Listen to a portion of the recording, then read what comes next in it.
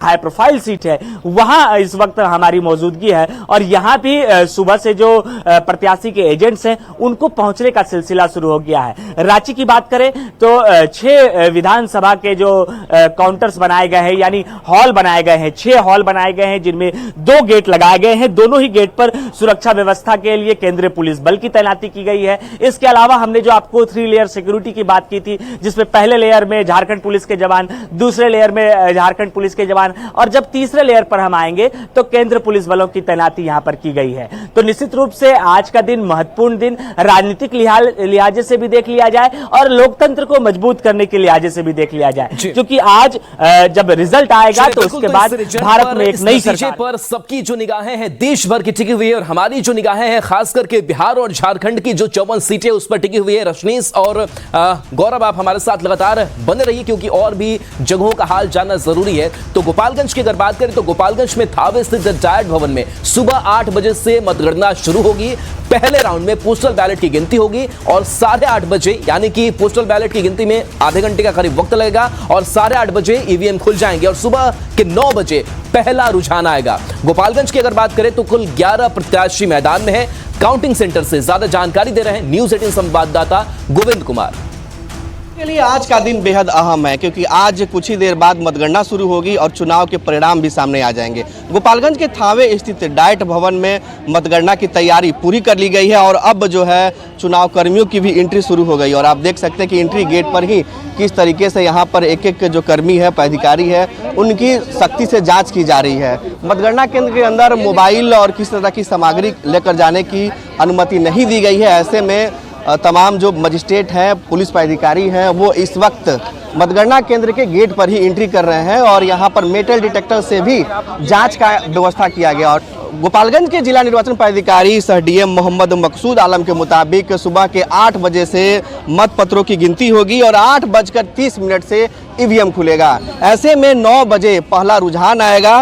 गोपालगंज की अगर बात करें तो यहाँ पर कुल 11 प्रत्याशी चुनाव लड़ रहे थे। इनमें महागठबंधन से वीआईपी के जो प्रत्याशी हैं प्रेमनाथ चंचल पासवान और एनडीए के जो प्रत्याशी हैं जेडीयू सांसद और प्रत्याशी डॉक्टर आलोक कुमार सुमन, इन दोनों के बीच कड़ा मुकाबला है।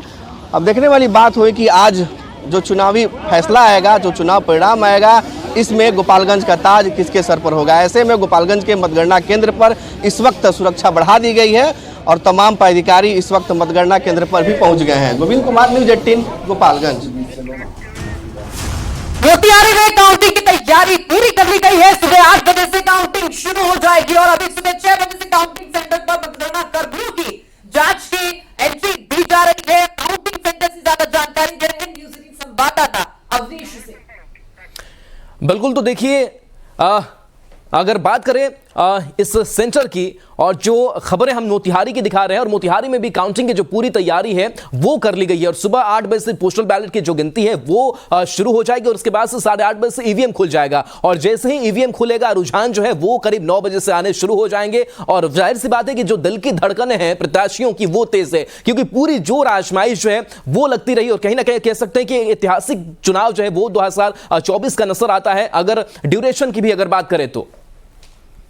फैसले का दिन है और देखिए आज तमाम जो है चुनाव हुए हैं उनके फैसले हुए और मुंशी सिंह महाविद्यालय में जो है मतगणना केंद्र बनाया गया है जहां पर पूर्वी चंपारण और शिवहर दो लोकसभा के जो है जो मतगणना है वो यहाँ होंगे और जो तस्वीरें दिखा रहे हैं ये तस्वीर जो है मतगणना केंद्र के बाहर की तस्वीर है और तमाम जो काउंटिंग एजेंट है या जो कर्मचारी है जिनकी प्रतिनियुक्ति काउंटिंग में की गई है उनकी पूरी जांच हो रही है। पूरी जांच होने के बाद ही अंदर प्रवेश दिया जा रहा है। तो पूरी व्यवस्था की गई है, सुरक्षा की पूरी व्यवस्था की गई है। जगह जगह पर देखिए सीसीटीवी कैमरे लगाया गया है ताकि किसी तरह की कोई अनहोनी ना हो, कोई गड़बड़ी ना हो, कोई अगर अफवाह फैलाए तो वैसी स्थिति में उसको डिटेक्ट भी किया जाए। और पटना खुद जो है पूर्वी चंपारण के अधिकारी हैं उन्होंने सख्त हिदायत भी दिया है कि कोई भी व्यक्ति अफवाह में ना पड़े, जब मतगणना समाप्त होने के बाद किसी तरह हो हंगामा ना करे, इसकी पूरी व्यवस्था की गई है। तो थोड़ी देर 8 बजे जो है वो मतगणना की शुरुआत होगी और 9 बजे पहला रुझान आना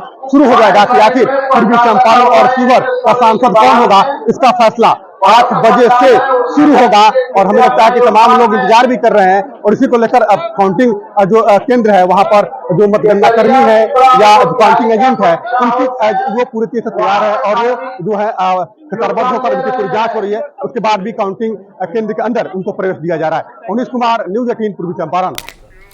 तो एक काउंटिंग सेंटर मतगणना केंद्र से जो अपडेट है, जो हाल है नतीजों का, वो हम आपको बताने वाले हैं। हमारे साथ लगातार बने रहिए। एक बार फिर से चलते हैं न्यूज़ 18 संवाददाता रशनीश के पास। तो रशनीश पटना के इन कॉलेज में मौजूद है। रशनीश, पटना की अगर बात करें तो चाहे पटना साहिब हो, पाटलिपुत्र है, और इन दोनों लोकसभाओं के लिए जो काउंटिंग है वो चल रही है। 6 विधानसभा और दोनों लोकसभा क्षेत्रों में अगर राउंड वाइज बात करें तो कितने राउंड की गिनती जो है वो होनी है, और तस्वीरें क्या लग रहा है कितनी देर में यहां साफ हो जाएगी इन 2 लोकसभा सीटों पर? बिल्कुल, देखिए सुबह 8 बजे से पोस्टल बैलेट से गिनती शुरू होगी, उसके बाद ईवीएम से शुरू होगी। हालांकि पोस्टल बैलेट से कंटिन्यू गिनती नहीं होगी, शुरुआत जरूर होगी पोस्टल बैलेट से, लेकिन बीच में फिर ईवीएम से शुरू हो जाएगी।